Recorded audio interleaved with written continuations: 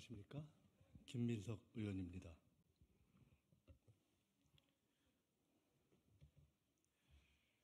김대중 대통령 탄생 100주년이기도 한 새해 초반에 국내외의 몇 가지 상황들을 보면서 몇 가지 의견을 말씀드리려고 합니다. 제목은 김대중 정신으로 위기 극복, 이합집산의 허상보다 국정위기의 본질을 직시하자입니다. 본문을 읽겠습니다. 위기입니다. 오늘 대한민국은 김대중 전 대통령이 3대 위기를 경고했던 15년 전보다 더 엄중한 위기 상황입니다. 민주주의, 민생경제, 남북관계의 3대 위기에 초저출생의 국가 존속 위기가 추가되고 정권 무능으로 복합적이고 총체적인 국정위기에 빠졌습니다. 국민과 역대 정부의 노력으로 막 진입한 선진국 대열에 안착하느냐 탈락하느냐의 갈림길입니다. 국정위기 극복만이 대한민국의 살 길입니다. 첫째, 민주주의의 위기입니다.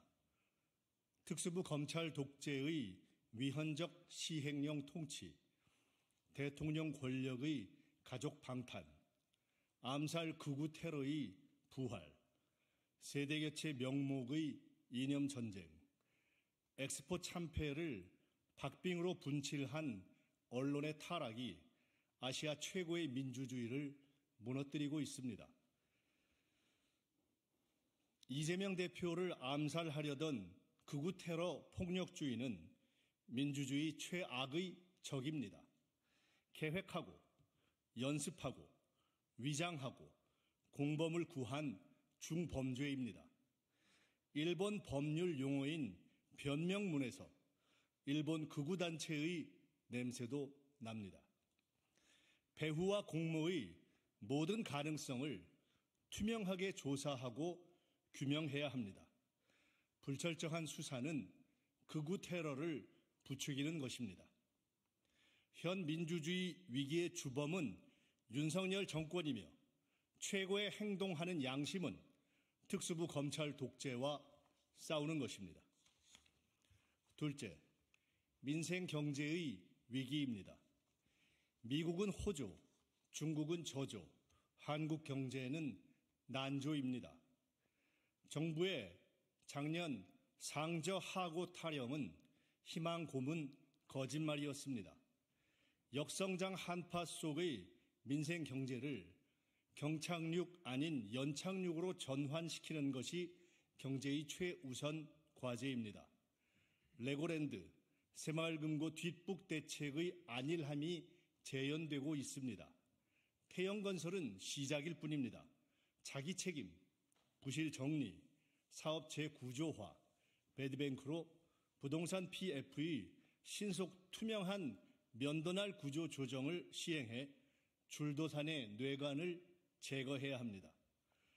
중소기업 소상공인 자영업자에 대한 금리 특혜를 적극 도입하고 권력 주변의 이권 카르텔을 정리하고 AI 바이오 콘텐츠 등 신도약 산업에 집중하고 자산가치 손상을 막아 중산층이 두터운 선진 중산층 국가로 나아가야 합니다.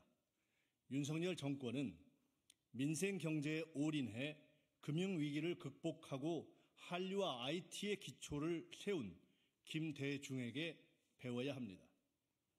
셋째, 남북관계의 위기입니다. 북한 핵이 강화되고 미중 갈등이 심화되고 민족 동질성이 약화되고 국지전 위험은 커졌습니다. 김정은 위원장의 따로 살자식 동족 부정론은 민족적 의무와 역사를 무시하고 체제 생존만 중시하는 단견이며 후대의 선택에 맡겨야 할 통일을 미리 부정하는 오류입니다. 다시 깊이 생각하기를 권합니다. 현재 남북의 최대 과제는 국지 충돌의 안전판 확보입니다. 완충구역도 한라인도 군사통신선도 없이 서로 말폭탄과 충돌 위험만 높여가는 것은 무능입니다. 핵 억지력을 갖추고 교류와 통일을 준비하되 어떤 형태로든 무너진 핫라인의 복원이 최우선입니다. 남북 갈등은 키우고 미일 중러와의 독자 외교는 강화해갈 북한의 수를 읽고 한미, 한미일, 한일, 한중, 한중일, 한러 간의 복합 외교를 강화해야 합니다. 김대중 햇볕 정책은 한마디로 미국, 일본, 중국, 러시아, 북한과 두루 잘 지내는 것입니다. 윤석열 외교는 처음부터 다시 배워야 합니다. 넷째, 국가 존속의 위기입니다. 한국의 초저출생이 너무 심합니다. 이민정책만으론 안 됩니다. 민족과 국가를 유지하려면 결혼과 출생을 높이는 정책 대전환이 불가피합니다. 자산과 소득을 따지던 기존 지원 방식에서 자녀수 최우선의 보편적 출생 지원 정책으로 전환해 가며 출생 기본소득에 대한 국민적 토론을 준비해야 합니다. 복합 위기보다 더 큰 위기는 위기 대처에 무능한 윤석열 정부의 국정 위기입니다. 윤석열 정부의 생각과 행태가 바뀌고 검찰 독재 정치가 종식되지 않으면 대한민국엔 미래가 없습니다. 지금 대한민국에 가장 필요한 것은 무능한 윤석열 검찰 독재와 싸우며 복합 위기의 합리적 해결책을 내놓을 대안 세력입니다. IMF 금융위기와 박근혜 탄핵 공백을 극복한 경험과 안정의석을 가진 민주당만이 현실적 대안 세력이자 위기 극복의 중심이 될 수 있습니다.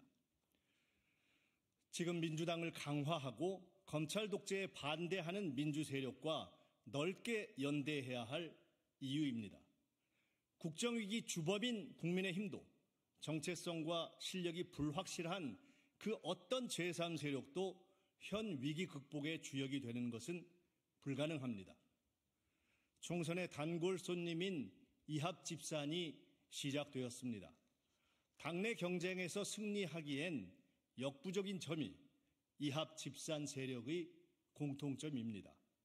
떠나는 이유, 앞으로 갈 길, 돌아올지 말지를 명확히 하기 바랍니다. 친구를 사귀는 연대와 통합의 기준도 분명히 밝혀 스스로와 국민에게 정직하길 바랍니다. 그렇지 않으면 창당도 못하고 이리저리 곁방살이로 전전하다 결국 수구 권력에 투항한 숱한 선례를 따르게 될 것입니다. 적어도 민주당을 한 분들이 어차피 본가 회귀할 보수당 이중대의 임시 연료가 되어서야 쓰겠습니까?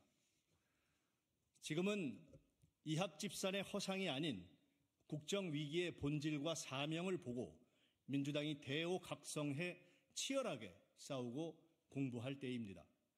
민주주의를 회복하고 금융위기를 극복하고 한류와 IT의 기초를 닦은 김대중을 비판하던 이른바 삼김청산 세력들은 더 혁신적이지도 더 민주적이지도 더 유능하지도 더 도덕적이지도 않았습니다.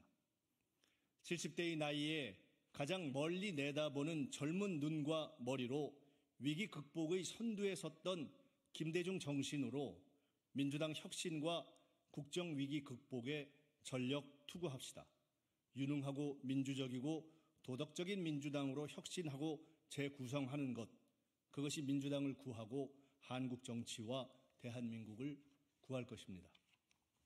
감사합니다.